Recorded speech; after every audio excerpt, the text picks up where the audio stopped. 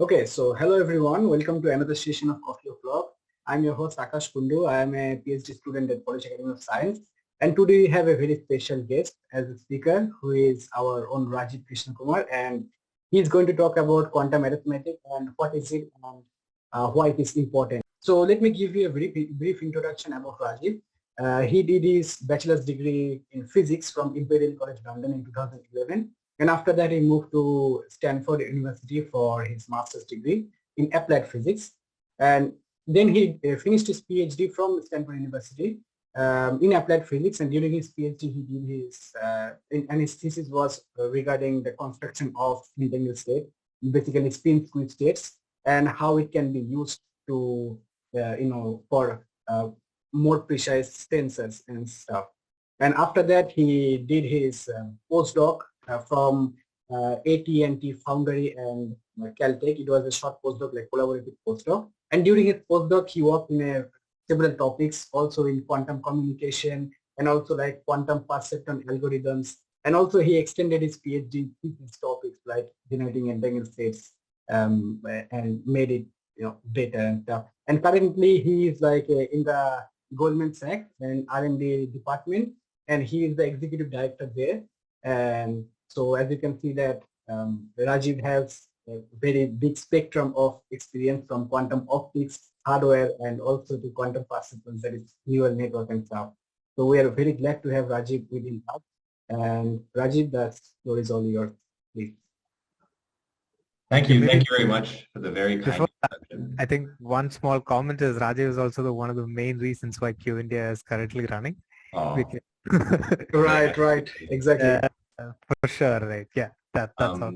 I think it's definitely a team effort. I think there are a lot of people that are involved, but I'm very happy to be a part of it. And thank you very much for that very kind introduction. And hi, everybody. Thank you so much for all taking your time to be here today. And hello, everybody at home watching on YouTube later.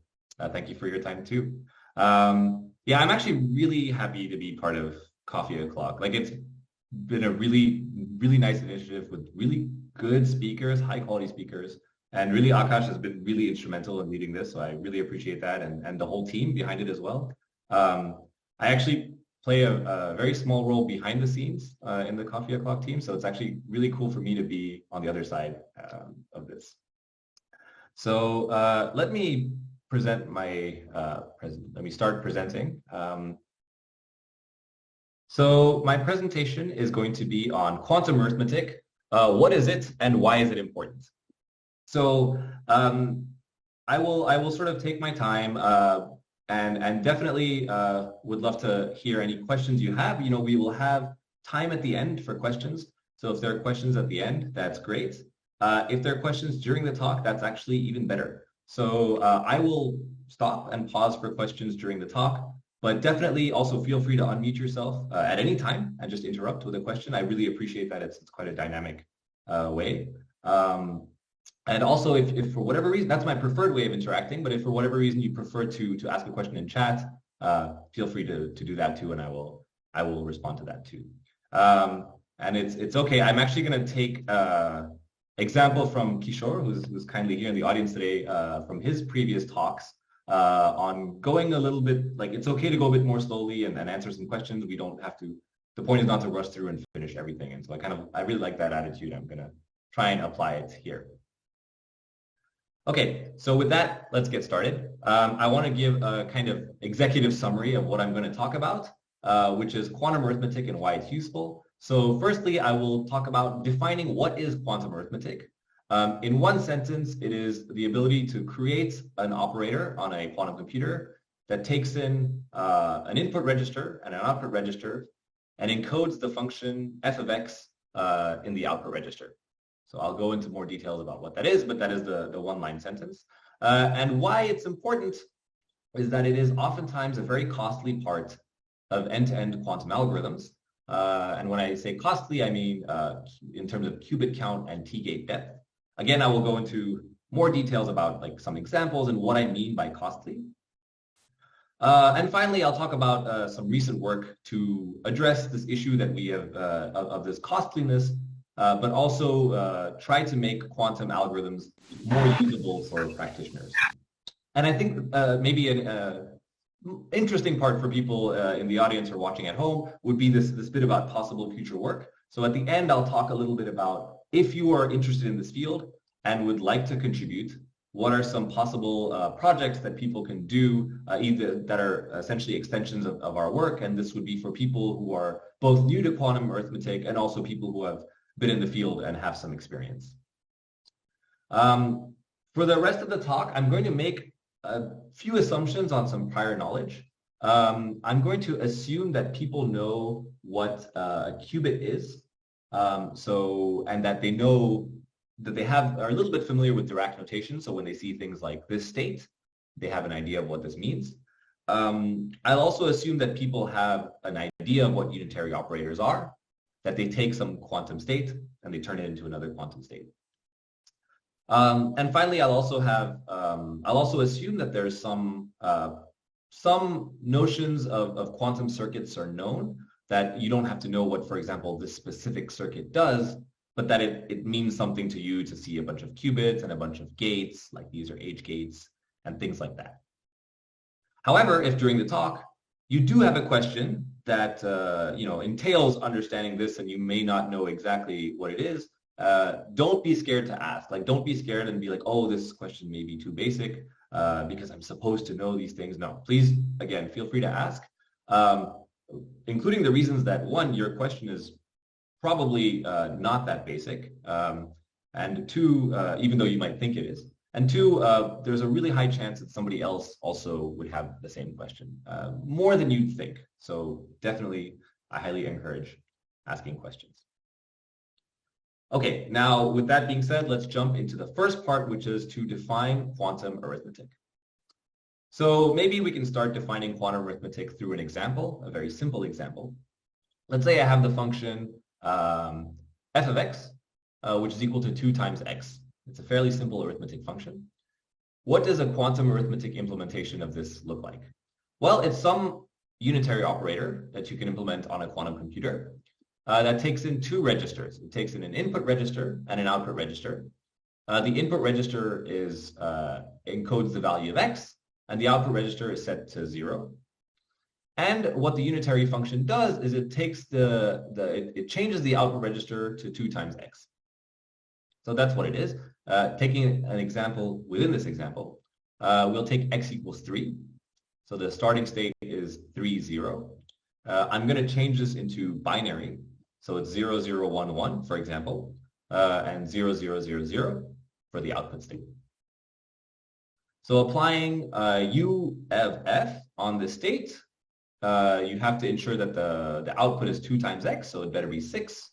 And 6 in binary is 0, 1, 1, 0. So this is hopefully a fairly simple example of a quantum arithmetic function. I want to go on to discuss a more general notion of quantum arithmetic, which is not so much more complicated, but is more generalized. However, I would like to maybe wait just a few seconds in case there are any questions regarding this example. One question, one very small question. Please. Yeah, so over here, we could have instead used 3 qubits also. I mean, for representing a 6, ket of 6. Could you, so we are using 4 qubits. Could you repeat that once more? You could have used what? Yeah. So over here, for this particular example, we are representing ket of 3 Yes. by using 4 qubits, or Yes. ket of 6 for using 4 qubits. So instead, we could have gone for 3 qubits for this particular example. That's correct. Yes, I could have just decided to use 3 qubits, and that this example would have worked as well. And that's a really good point, because in my next slide, I will talk about actually different ways of representing qubits. But that is entirely correct.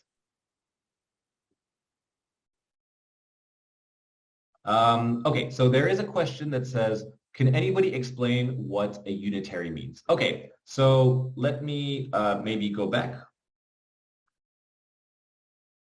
one slide, and let me look at maybe these 2 examples.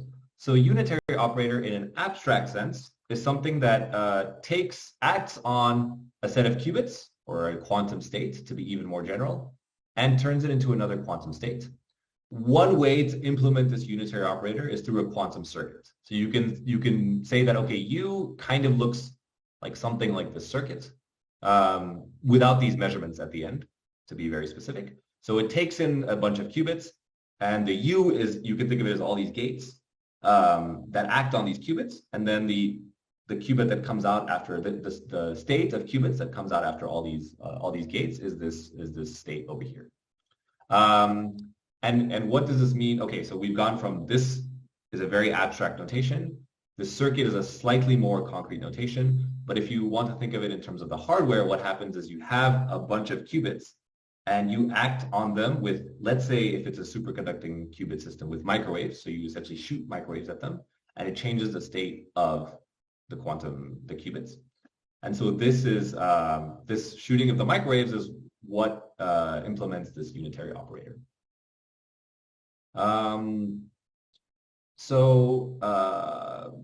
Hopefully that answered your question.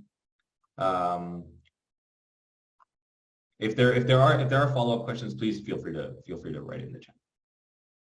And of course, unmute yourself and ask too. Okay, so maybe I can go on to talk about the more generalized version of quantum arithmetic. So again, we'll look at this setup where you have a unitary operator, or, as we have discussed for the purposes of this talk, a circuit. And the circuit takes in an input state and an output state. And using the input state, it encodes the value of f of x in the output state. And here I've said f can be any function that takes in a real number and spits out a real number. So it can really be any function, but typical examples are, let's say, x squared, sine of x, e to the minus x. So this is a more generalized version of a quantum arithmetic function. Again, so right now this u of f is kind of like a black box, like it's some circuit. And we will talk about what exactly the circuit looks like in the part of implementation and costliness. But for now, you can take this as some circuit. However, in addition to this circuit, we've talked actually briefly, Batil brought up the idea of representing these numbers, right? And if we go even further, if you take a number like sine x, right? Sine of x is probably not going to be an integer. It's very likely to be some real number. And so that means that you can't just think of binary integer representation, but you have to think of several others. So let's actually start with one of the representations, which is a binary integer representation. So this is just saying, okay, well, I'm going to use this example that I had before, 0, 0, 1, 1, as a running example. So 0, 0, 1, 1 in binary integer representation represents 2 to the 1 plus 2 to the 0, which is 3. As a side note, by the way, the concept of binary representation was first invented by the Indian mathematician Pingala in like 200 BC-ish. He's quite a fascinating character. He worked in addition on the combinatorics and he has a Pingala sequence, and it's kind of cool. And so if you'd like to know more about him, there's even a Wikipedia page on him, and there's lots of information out there. So I thought that was kind of a cool thing. But back to the registers. So I briefly mentioned the binary register. I'm going to mention two more. I don't think it's important that you really understand the details of it right now, but it's just to give you an idea that you can encode things differently. So in a fixed point register with p equals 2 means that there are 2 integer qubits and 2 fractional qubits. The same 0, 0, 1, 1 actually represents 2 to the minus 1 plus 2 to the minus 2, which is 0.75. There's also a floating point. This is the next example I gave is an example of a floating point register. So this representation with this specific type of floating point register represents 0.5. However, I think the important thing is that this u of f, the way you construct your unitary given a specific function, will depend on the type of encoding that you choose. So when thinking about quantum arithmetic, in addition to saying, okay, I need to think of what circuit to do to make some quantum arithmetic function, I also need to think about how my values are represented in qubits or encoded. Okay, so with the encoding in mind, and again, don't worry about the specifics, but just know that you can encode numbers in different ways. You can also expand upon this quantum arithmetic unitary a bit more. You can have functions, unitary functions that take in multiple input registers. So now you output the f of x and y in the output register. And also you can have what are called in-place functions, which only take in input registers. And the output is then encoded in the value of one of the inputs. So you don't need an extra register to store your output. So by now, hopefully, I've given you a good idea of what quantum arithmetic is, as in like it's implementation of arithmetic functions on quantum computers using unitary operators. And that you can have, depending on it depends on your register type. And also there are slightly different ways of doing it. You can have multivariable functions. You can also have in-place functions. So I'll pause a little bit for questions, and then I'll go on to the next topic of why I think it's useful. Yes, so basically the normal floating point arithmetic that you have in classical computers, that is what is being, in some sense, that is the representation you are having right now of qubits. So currently in the field of quantum arithmetic, there seems to be a lot of work on fixed point representation as well as floating point representation. I think, and this we'll touch upon a little bit, but it's because it's not so clear whether we need such high precision all the time. And so yeah, but currently the work seems to be both in fixed point and floating point. But floating point indeed is like the same floating point that you have classically, and indeed the same fixed point that you have classically is what these representations are.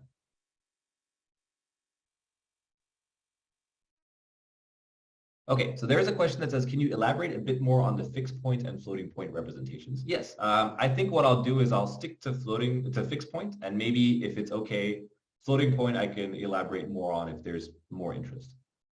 But fixed point representations, maybe I'll elaborate on this example, right? So maybe the best way is to draw a little bit. Excellent. So we have 0, 0. Oh, this is an aggressive color. Let's pick a different color. There we go. Okay, so this is 0, 0, 1, 1. Excellent.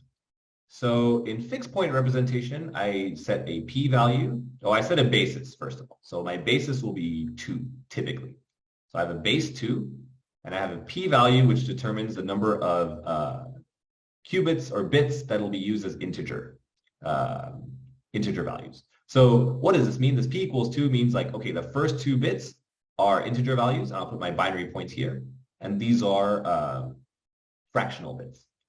So if you want to compute this value, what you say is okay, this is the 2 to the 1, 2 to the 0, 2 to the minus 1, 2 to the minus 2. That's kind of your columns. So this whole thing represents 0 times 2 to the 1 plus 0 times 2 to the 0 plus 1 times 2 to the minus 1 plus 1 times 2 to the minus 2, which is equal to 0.75.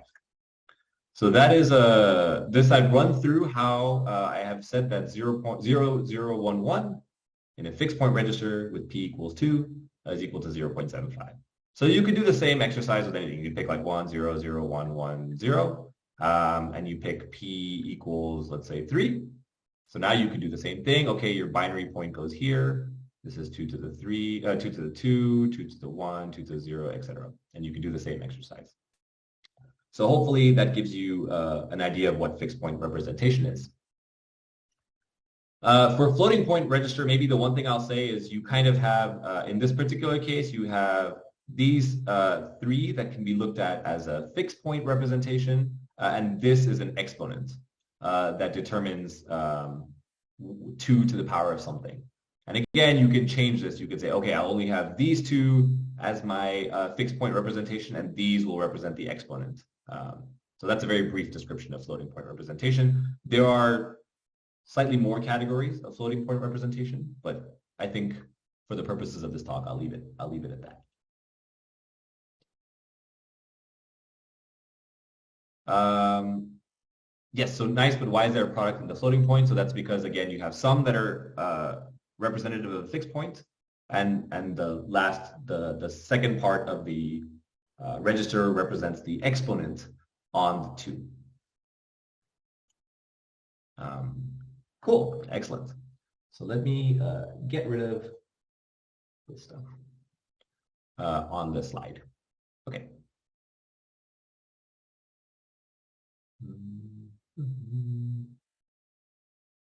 Okay, so now I will actually go on to talk a little bit about the cost of these algorithms and well, firstly, why they're interesting at all, and the cost of these algorithms.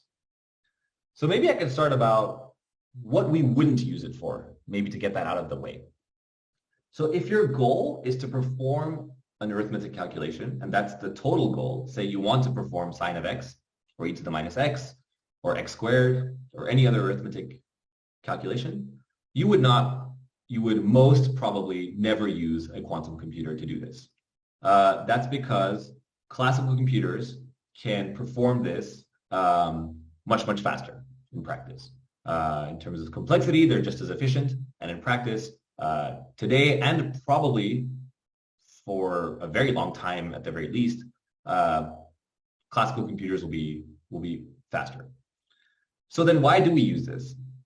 Well, sometimes quantum arithmetic plays an important role in end-to-end algorithms.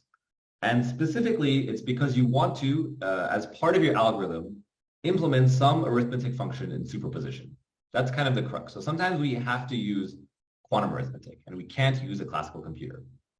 And I think, again, a good way to think about it is through an example. So here is a very, very brief description of Shor's algorithm. On the right-hand side, you have the circuit for Shor's algorithm. And I'm going to go through the steps like at a very high level, and you don't have to know the details to understand the point that I'm making. But you have, let's say, 2 registers. And the first step is you prepare the first register in an equal superposition. I have left out all the coefficients, so to make it kind of easier to read. But you implement everything in superposition, and then you leave the second register as blank or as a 0 state. You then compute the function f of x for each of these basis states, and you store the value in the output register. And as you can see now, you've computed f of x in superposition. So that's the crucial part of being like, that's why we need a quantum computer, and we can't use a classical computer. And then you perform a quantum Fourier transform. It doesn't matter for the purposes exactly what that circuit is, and then you make a measurement. But the point I want to bring across is this f of x is this function over here. Actually, for the purposes of this talk, it doesn't exactly matter why it's this exact function, but it is a quantum arithmetic function. And it turns out that this is the most expensive part of the whole circuit. And so if you can find ways to reduce the cost of implementing this, this function, and again, I'll talk about what exactly I mean by cost, but for now, just think of it as like the resources required to do it. Then you can kind of bring Shor's algorithm closer to being implemented than it is today.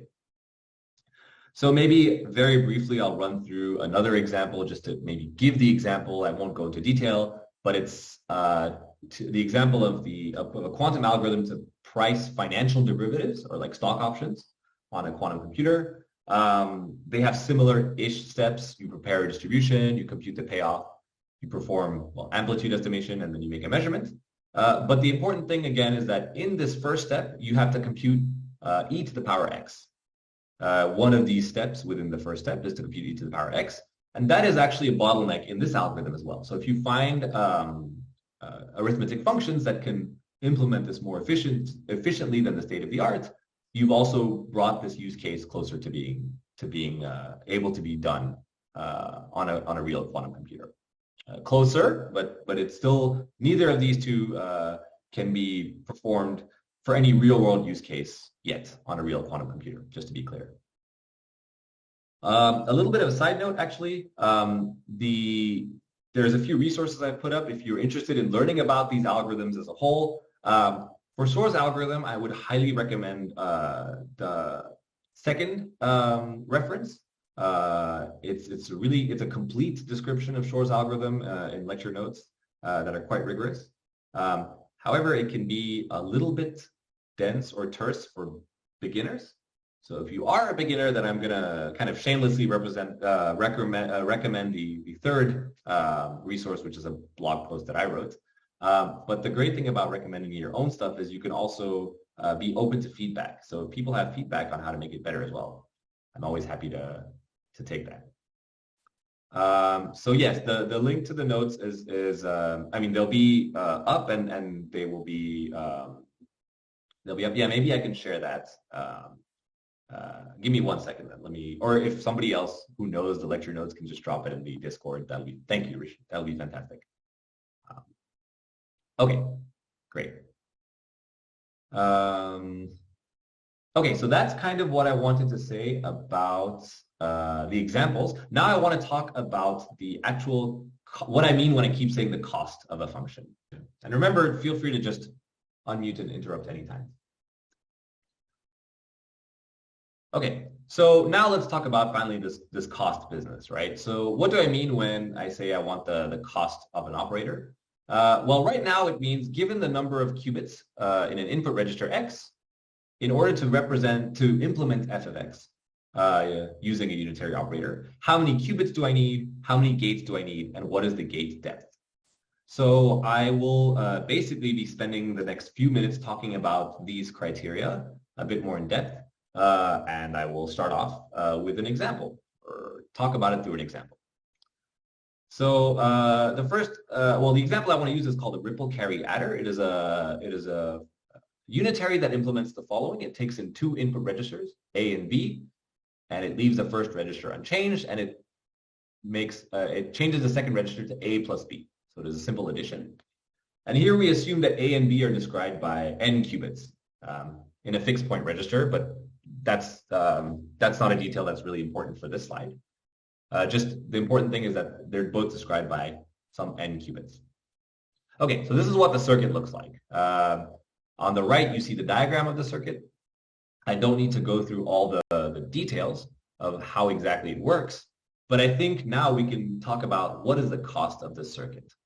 So what do you do? Well, you basically count stuff, right? You count qubits, you count gates, and once you've done all that, you have some metrics here. So you, first of all, in the qubit side, you see that you need two, what we call ancilla, or extra qubits. And this number is always 2, independent of the size of n, by the way. That's just a remark. But you need 2 extra qubits. Then you need a bunch of X gates, C naught gates, and CC naught gates. So they are dependent, in fact, on the number n, if you want to count them. And then finally, you can also measure this concept of gate depth. So very briefly, gate depth. Let's look at the first. If you look at these first 5 C naught gates, so there are 5 gates, but they have a gate depth of 1 because they're done in parallel. So they're all done kind of at the same time. Then this next C naught gate, if you add this, so if you look at the first 6 C naught gates, they have a depth of 2 because you first do all 5 at the same time, and then you do the next one. And then if you add the next set of gates, it's a depth of 3, etc., etc. So this particular circuit has a gate depth of 2n plus 4.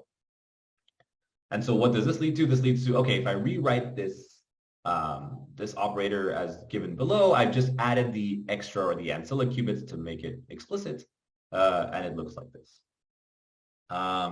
So this is an example of a circuit and how to maybe look at its resources in maybe a first pass point of view. However, I want to next talk about how to change these metrics to fewer metrics and something that's more relevant to a fault tolerance regime, which I will explain in the next slide. But maybe before that, I can pause for just a few seconds if there are any questions. Can you go over the gate depth thing again? Sure. So let's actually draw this out. It won't take very long, so I think I can do all of it. Excellent. So these 5 gates, these 5 C naught gates, they're all executed at the same time step, right? In time, oops, sorry about that. In time step 1, all of these are executed. So in one time step, we execute all 5 at the same time. The next we execute this gate. So we have a gate depth of 2. Then next, we execute these 2 gates at the same time. So it's 3, right? Then we go 4, 5, 6, 7, 8, etc. And if you count for this specific case, it seems to be that the gate depth is 16 for n equals 6. But it's 2n plus 4 total. Did that answer the question? Yeah. Okay, and I'll actually talk a little bit about why we care about that in a bit. Yes, and as Rishi mentioned, maybe to say it out loud, the first 5 can be executed at the same time because there are no qubits in common between these 5 gates, right? This one takes in these 2 qubits, this one takes in these 2 qubits, and there are no overlapping qubits that go. Yeah, so one question. Say Sure. supposing the unitary operator that was being defined by these 5 C0 gates and the C0 gate in the second time step. Mm-hmm. If you combine that, so can I count that as, I mean, if I just apply that equivalent unitary operator, then will my timestamp reduce, or I mean, will my depth reduce, or will it be, I mean, how, what, I mean, are you counting the number of basic gates that are being implemented, or, yeah, like, what is? Yeah, actually, that's exactly right. And I like that you asked that question because I will go into a little bit more detail in the next couple of slides. But indeed, to answer the question, I am counting the basic, or what we call native gates that are being used. And in this specific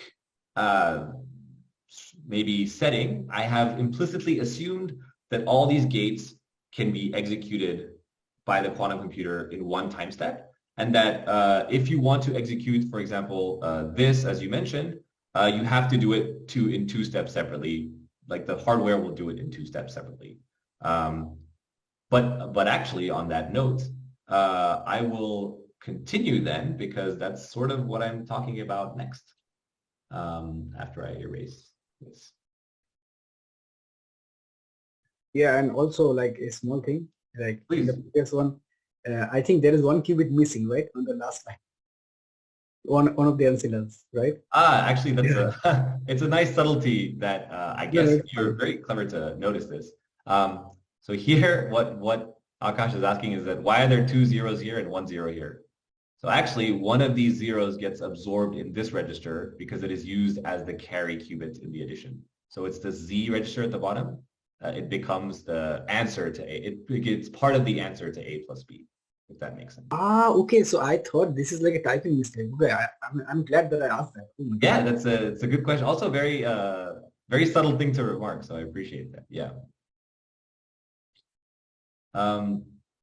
Yes, I like these questions. Keep them coming. I appreciate them. Okay, so let's talk about now this resources and kind of to Vatsal's point of like, what are these native or basic gates that we're talking about? So let's say in a Nisk, for that maybe I'll talk about a little bit about the broader topic between Nisk and fault tolerant. So Nisk stands for noisy intermediate scale quantum, and fault tolerant stands for fault tolerant. And what these mean are, Nisk means if you have some circuit, and here I've sort of used a shorthand note. So instead of putting 0, 0, 0, 0 in a line down here, I've just put them all in one bunch. I've indicated with this dash that it means just imagine there are many lines down here. And some of them, and they go through all these unitary operators that, let's say, we can implement kind of one step at a time on a quantum computer. But it's just a quantum computer that's implementing one gate after the other. And as it implements more and more gates, typically there's more noise that is introduced. But in a Nisk setting, we don't, while the circuit is running, correct for these noises. We let the whole circuit run. And at the end, we make a measurement, and that is our result. And for those of you who are a bit more familiar, you can also add what's called error mitigation techniques. But ultimately, you just execute the circuit as is. It's kind of what you would imagine a quantum circuit to be when you think of a quantum circuit. So maybe this overcomplicates things. You can just think of it as like a regular quantum circuit where you have qubits, you have gates, and you have measurements at the end. In a fault-tolerant setting, in a slightly simplistic view, you can think of it that every time you implement a unitary operator and maybe a basic or a native unitary operator, you also correct for errors along the way, right? And to maybe give you some context in terms of state of the art, today, I think there has been a demonstration of an error correction of a single qubit, but these types of circuits where you have kind of end-to-end circuits with many qubits and error correction at every step of the way have not yet been demonstrated. But the thing is, many people believe that this is the way forward in terms of making large-size quantum computers, because on the Nisk side, once you get past, now that we know what a gate depth is, I can talk about depth. Once you get past a gate depth of something like 100, maybe a bit more, it becomes very noisy, and the results become almost meaningless because there's so much noise introduced as you're doing these gates. So if you want to do any circuits that are bigger than 100 and a few qubits, a depth of 100 and more than a few qubits, you need this error correction regime. So there are different types of ways to implement this error correction. The most, I guess, currently the most popular, let's say, way is a surface code error correction techniques. And for that, you need a couple of things. So now we go back to these basic gates. So what we need to do is all of these unitary operators, we need to decompose them into what are called Clifford gates and T gates. So Clifford gates are H, S, and C naught. It's just a name that we give for the set of these gates, and T gates. And in addition to that, we need for every what's called logical qubit, we need many physical qubits. And the way to think about that is if I want to say take a qubit 0 and put it through a set of unitaries, I need a bunch of other qubits around it when I'm doing these error correction steps.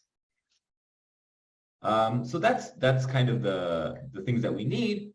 In terms of what we can do with them then is that it turns out that if in these schemes, and I would argue in most schemes, implementing fault-tolerant Clifford gates or Clifford gates that are error-corrected are much, much easier than producing T gates that are error-corrected. And by easier, I mean they take a lot less time. They take in sort of all the metrics you think about, like in terms of time, in terms of number of extra physical qubits, in terms of energy, everything. Essentially, T gates are orders and orders of magnitudes higher. It's because T gates require something that are called magic state distillation. And I don't want to go into too much detail, but I think the second resource on this slide talks about generally this idea of what is needed to make an error-corrected situation. That's right. And to Rishi's point in the chat, for those of you watching at home, it is shown that any gate, any unitary that you would like to create can be created out of these 4 gates. And so that is what is called a gate set that is enough for universal quantum computing. So anything you want to compute on a quantum computer, you can do it with these 4 gates. Which kernel is usually used for error correction in quantum circuits? So I think I will not answer this question because A, I'm definitely not an expert, and B, that is quantum error correction is a very active area of research. So I don't think I'm not sure I fully understand the question because I'm not an error correction specialist. But also, definitely if I did, I think that is an area of research. Feel free to have a look at this article at the bottom. They'll have information about that. Sorry, I'm not a great answer to your question, but hopefully you can find resources for that. And now, I do want to stop maybe for 1 second because I'm going to go back to this ripple carry. Actually, no, maybe I'll take this to the ripple carry example again so that we can put this kind of into practice. And then I can always take questions. Again, feel free to interrupt whenever, but I will purposefully stop after. So again, we have the same situation. A couple of extra things to notice. On top, I've said that A and B are described by n logical qubits. So we're going to brush all the physical qubits under the rug because they are dependent on the type of error correction scheme. And you could always translate, depending on the scheme, the hardware, from logical qubits to physical qubits. So let's stay at the logical qubits level. And the other thing is, there are three different types of gates, right? There's the X gate, the C naught gate, and the CC naught gate. The C naught gate, if you remember, is already a Clifford gate, so that's fine. We've decomposed that. The X gate can actually be decomposed into HSSH. So those are already Clifford gates. Those are all Clifford gates. And then finally, the last thing I'll say is the CC naught gate, though. It requires, for every CC naught gate, you need 4 T gates in addition to a bunch of other gates. But only a T depth of 1, so you can execute all these 4 T gates in parallel. And you also need 2 ancilla or extra qubits. So this sentence is not at all obvious, at least not to me.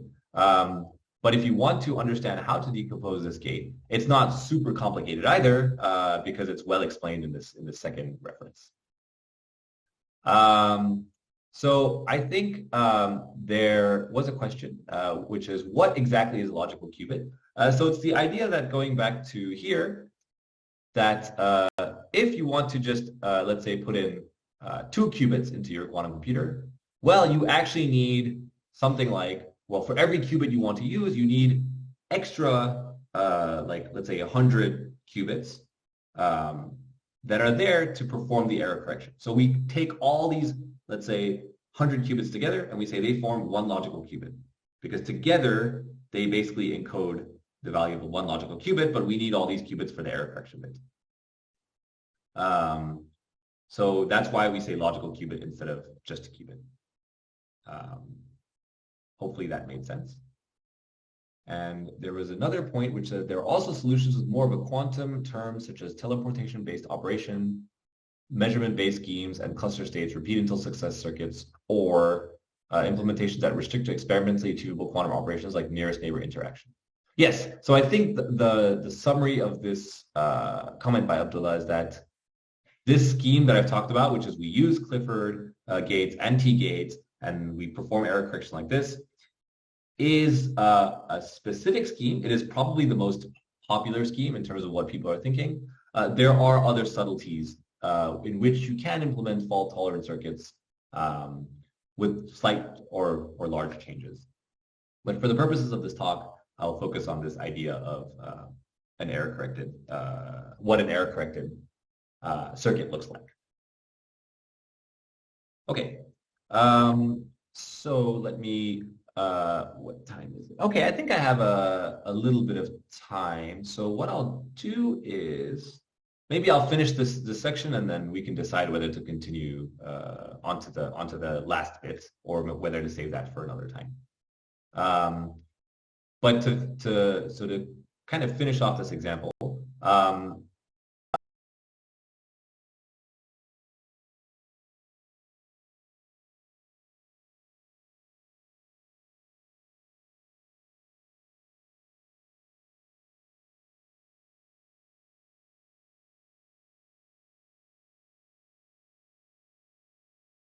and 2n minus 1 t depth. And again, I've rewritten this with all the extra ancilla qubits rigorously. But the main point is this is how we define the cost typically of, well, maybe any operator, but you know, including arithmetic operators. We say, what is the number of qubits or logical qubits that you need? How many T gates do you have? And what is the T depth? Yeah, I mean, I have a simple question. Like this logical qubits is, I can understand that this can be like a metric because it's relevant right now and maybe in the fault, you know, and stuff. But what about this T gate and depth? Is this like a constant metric which will be throughout the, you know, development of quantum computing and stuff? Do you think it's like that? Yeah, so that's hard to tell for sure. There are actually, if you don't mind, then I will go on to my next slide, which sort of talks about that a little bit, if that's okay. Okay, that's fine, perfect, yeah. But maybe the short answer is we think it is the best so far that we will have at helping us to determine how costly things will be in the future. And I can be more specific about that. So maybe right before going into that point, I'll talk about the fact that we are actually, the next part is to talk about some work that was done. I won't go into the details of the work, but just a little bit about what the work was, and looking at how to basically think about these costs and also the usability of quantum arithmetic functions.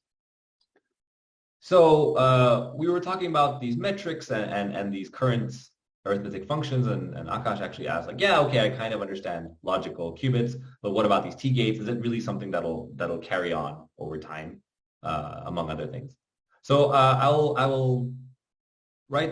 talk about all that in this slide, maybe, where firstly, maybe I'll look at the advantages of these metrics.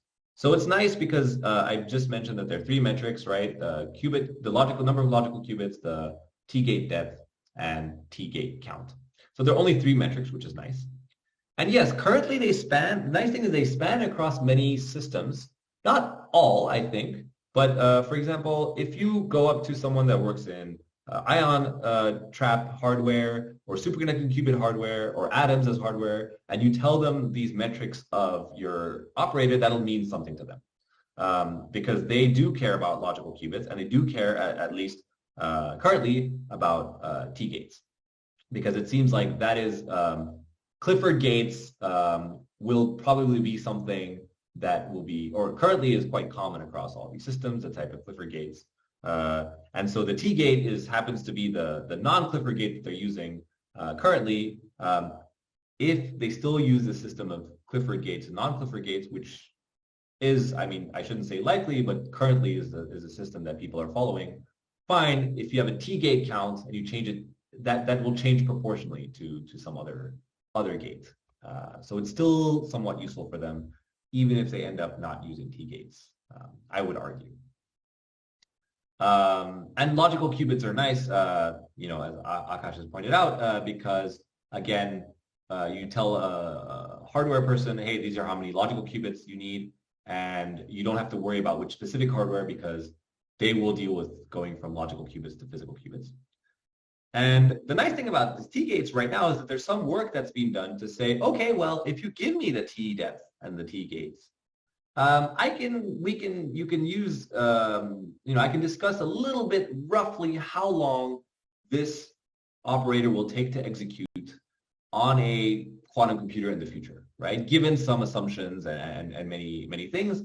And so in this paper below, they talk about, well, okay, for every T-gate you need to execute in series, it'll take about 0.1 milliseconds, give or take. It's not a guarantee that this is exactly what will happen in the future, but you can start to make ballpark estimations of time in terms of being like, well, okay, is this operator or is this algorithm, end-to-end algorithm, going to actually compete with the best classical algorithms, right? If somehow you find that you need, you know, like 50 or 100 or 1,000 times or 1,000,000 times more time, you know, if something will take you an hour on a classical computer and you compute the time it takes on a quantum computer and it'll take you like 3 years, you're probably like, okay, well, clearly we're a bit off, right? It gives you a good sort of sense. A few disadvantages is one, we need to, so I'll go through okay, maybe what I'll do is, you know what, I'll go through the disadvantages and then maybe I will end here. I think that'll be cleaner. So the disadvantages are, you need to generate in the system for quantum arithmetic, for every single quantum arithmetic function you want to make, you need to find a circuit, right? You need to generate these circuits. That can be tricky, but there are a lot of people that are working on that. And there are some already established circuits, but it can still be tricky, and each circuit has a different cost that you also have to compute. And the next two will kind of preface what I'll talk about more in detail, or the next one will preface also what I'll talk about more in detail is the need to count qubits for input and outputs to create the circuit. So what I mean by that is, why do we want to use quantum arithmetic? It's because we want to use it in end-to-end algorithms, and we say, okay, this is a part of the algorithm where I want to use this quantum arithmetic function. But when you think about algorithms, you generally think about, okay, like what is my input to this part of the subroutine? It's some number, maybe between like, I don't know, 0 and 10, just a random example. And what other things do I care about? Okay, I want my algorithm to give me a number at the end that's this precise. So those are the kind of things that maybe come easily. And once you have those, you have to think, okay, so now once I have my minimum and maximum input, how does that translate into number of qubits? And also I have to include the error, because sometimes I can't have infinite qubits to store, you know, infinite precision. So how many qubits do I need? And that is kind of an extra painful step that practitioners have to do if they want to think about using quantum computers, quantum arithmetic algorithms in practice. And the last advantage is kind of going back to this idea is that not all error correction also, in addition to the hardware, not all error correction schemes necessarily work with this Clifford plus T gate. We've discussed a little bit about how it can still potentially be useful, but there are maybe scenarios where you would have a completely different type of gate set. Again, it's not the norm right now, but things are, in this field, things evolve so quickly and we are still quite nascent. So, but that topic, I think I will leave for, that is sort of out of the scope of this whole talk, this talk and next talk. Then maybe I'll end with the fact that for next presentation, I'll talk a little bit about this paper that we put out. So in collaboration with Matthias, Martin, and Will. I think I won't go too much into the details, like the nuts and bolts, but maybe talk a little bit about what it does, why it could be useful, and then the fun part of like if people want to contribute to the field, how they can build off this and work on something. So I will end there. There is one more question, which is, can we use TR and Perez gates in the case we are working on fault-tolerant computation? Maybe. Abdullah, you seem to have given links where people do use that in terms of quantum fault-tolerant computations. So using these gates as native gates. Yeah, maybe. I'm not an expert in this, so I don't want to say something that I'm not that I say something wrong. But yes, it seems reasonable to think that's the case. However, again, in the community so far, typically we're using T gates yeah, and I think like if there is any gate you have, it doesn't matter which gate you consider. It depends upon the hardware, right? And how they decompose this one. Mm-hmm. There's no transparent stuff, so it doesn't matter if you have like a very beautiful looking gate which does exotic operation, and it is going to be in the C notes and keys, right, at the end. Absolutely. That's right. Yeah, and then and that goes to like magic state distillation and many things that are subtleties. Yeah, thanks Rajiv for this talk, and stay tuned for the part 2. And for sure. Thank you all very much for your attention and your time. Yeah, I'll stop the recording here.